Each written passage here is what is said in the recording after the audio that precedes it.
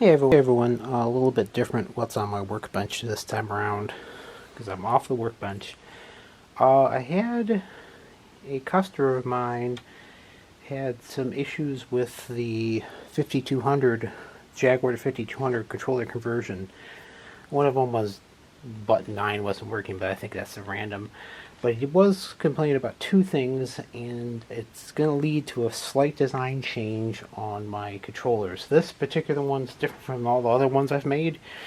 It has two adjustment pots inside for the controls, for the analog control, because the 5200 uses analog potentiometers on it, and usually I just use fixed resistors. Apparently, the dead zone on the some games are more sensitive than others.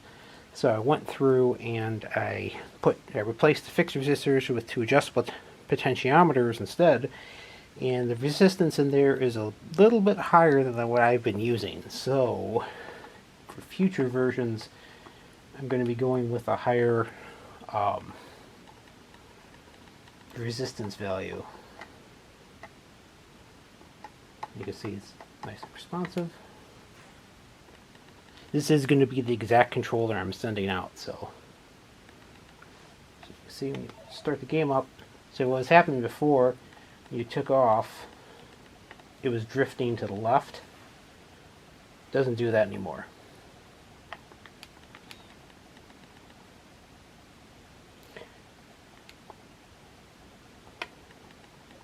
Oops, squished someone.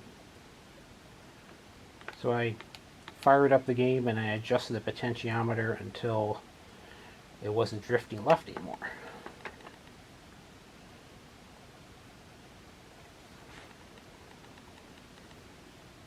Well, I got 3 people on board. If you can see when I take off now, no issues at all. Alright, so then the other game is an issue I've been running into. There's some games which work kind of strangely when it comes to the digital control, and unfortunately I think Star Wars,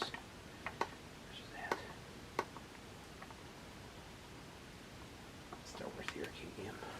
So Star Wars the arcade game, you can see it's it's more or less centered, but you see it's just going to move all over the place.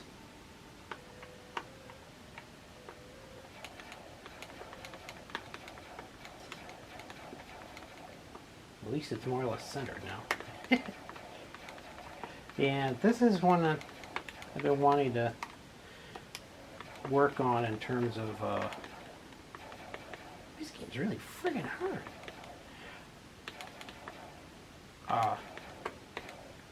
Really wanted to work on in terms of better analog compatibility, but I haven't had much luck with it. And see, it's mostly working, but you can see it's slightly off to the left, but there wasn't much I can do with that one. If it was perfect, I had this perfectly centered before, but the problem was the chop lifter was moving off to the left. So in most games, it doesn't really matter. I've been toying with the idea of making a true analog, but the cost of it would be so high, I don't think I could sell it. Because I'd have to charge something like $150, $160 per controller. And it's a lot more labor on my end to do it. So even at like 160, I wouldn't be making as much money as I do off of these guys. I would even make a ton of money off of these, so as it is. So I'm a little bit hesitant to do something that's even more labor intensive. The usual game I test with is Ball Blazer, because that it's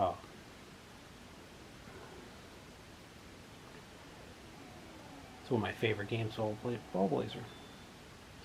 Ball Blazer, because I can actually go through and hit some of the buttons here to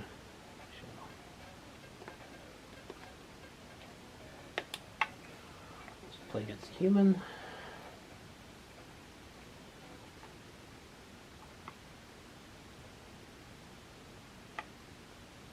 See, it's drifting backwards. I don't like that. I have to adjust that.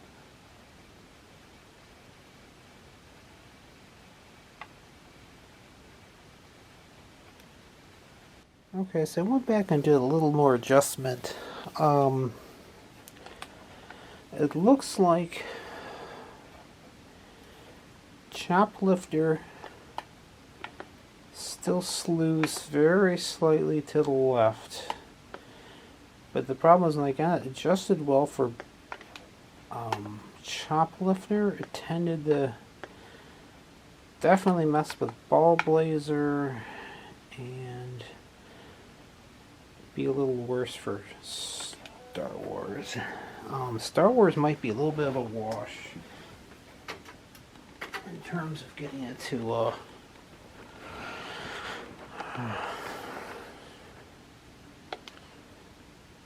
is it here? I think it's here somewhere.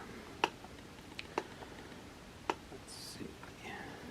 Star Wars arcade game. Yeah, see, Star Wars is still skewed off to the left a little bit. It might be a bit of a wash because I think I was really expecting a analog controller. Yeah. See how it jumps around? It's not expecting to have instantaneous changes like that.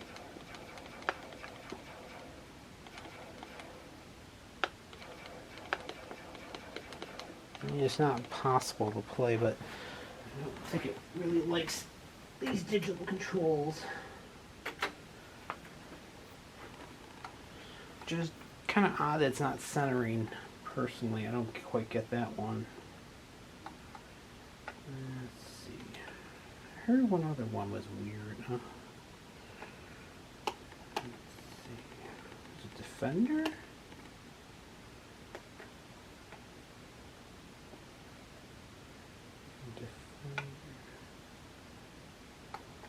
What's this deep? Let's see what this is.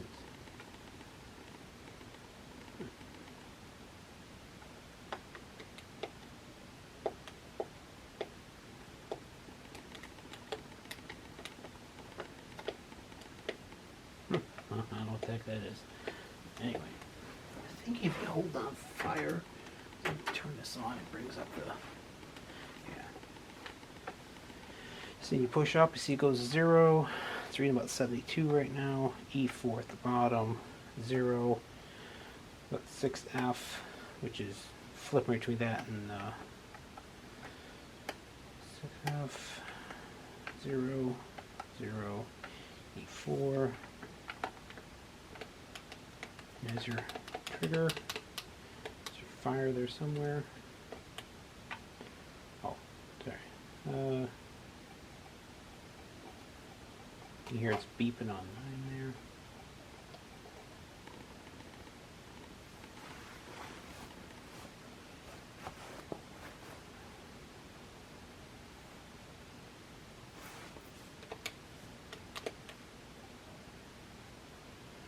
Okay, so the maximum is E4. What's that? And see, E4. What's E4? The hex 2. Can't remember what the heck it is. Hold on.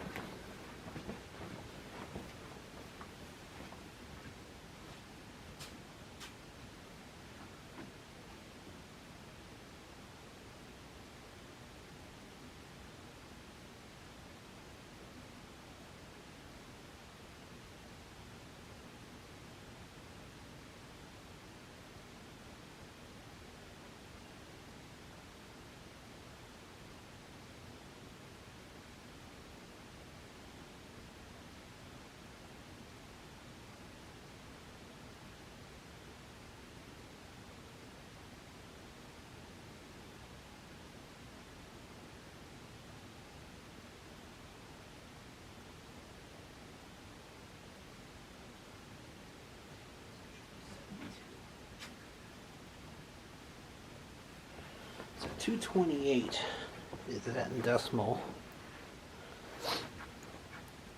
So 228.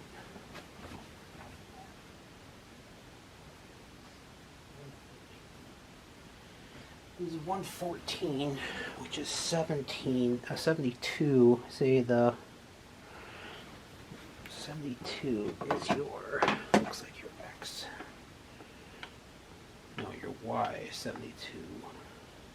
71, 72. So the Y is good, but you can see the X is just a hair low. So look here. Let's see.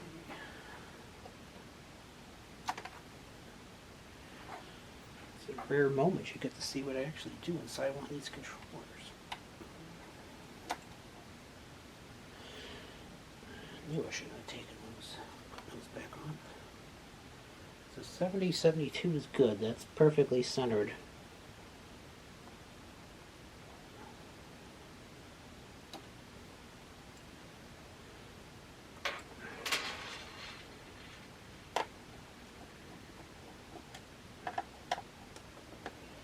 So my X is a little bit low.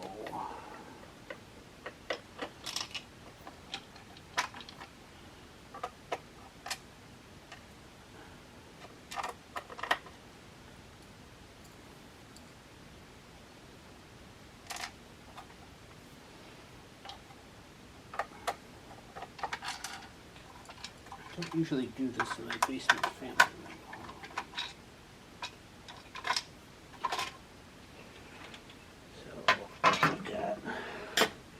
Usually I use fixed resistors, but right now I've got two potentiometers in here instead. So I do quite a bit of wiring in here to get this. So the X, the Y is okay. The X, which is on the right, needs a little adjusting. One way. Too high.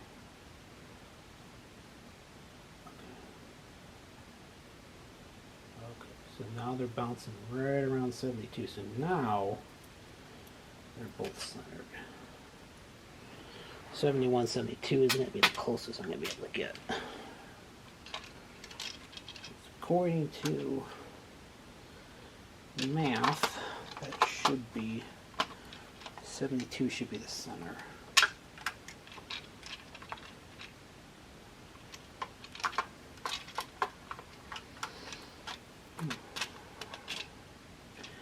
Not the easiest controllers to put together.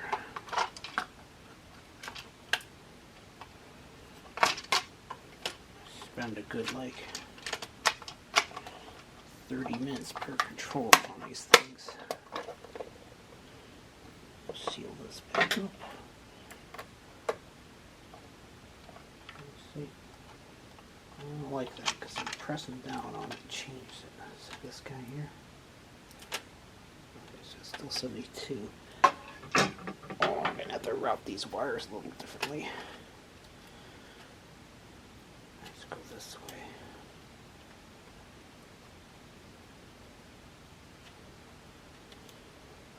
way. It's bouncing within 2 counts. It's about the closest you're ever going to get anyway in a D to A.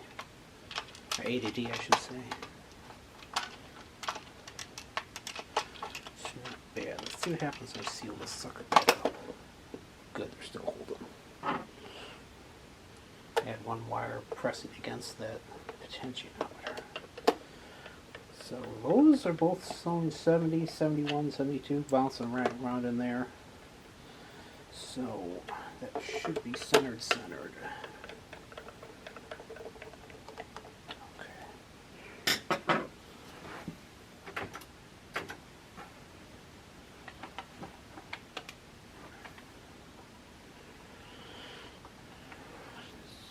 Go-to game first.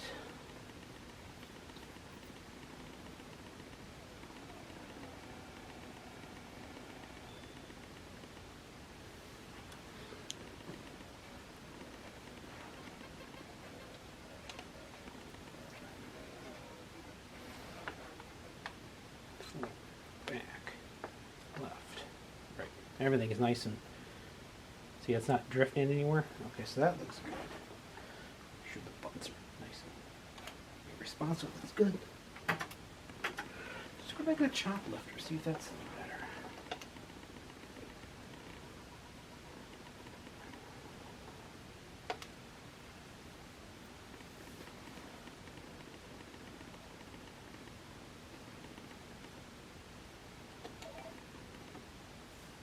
I bet you it's going to drift slightly left. No, no. It's pretty centered. It's got the tiniest twitch there. Boy, they made that too sensitive. Okay, so that's not bad though.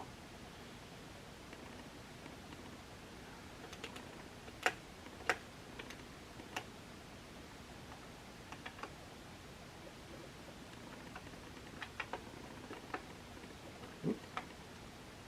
Sorry. I leave a man behind.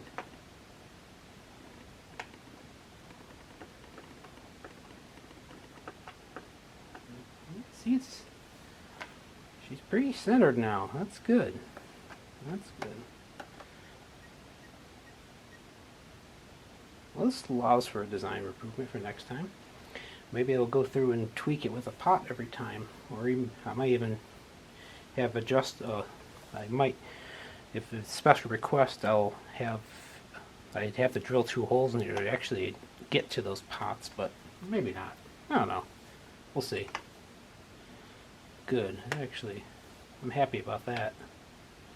I mean, it's the tiniest twitch to the left, but I think that's because his game is a bit touchy.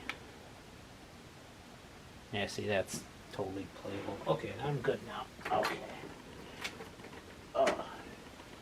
The game is like no dead zone, so if one count is kicking it off, you made it too sensitive. So this is going to be the exact controller I'm going to be sending out. Oh. So if anyone else has any of my controllers, feel free to comment if you have some issues, or I guess this is a 1.1 version here. This is a special one, so this is going to be different.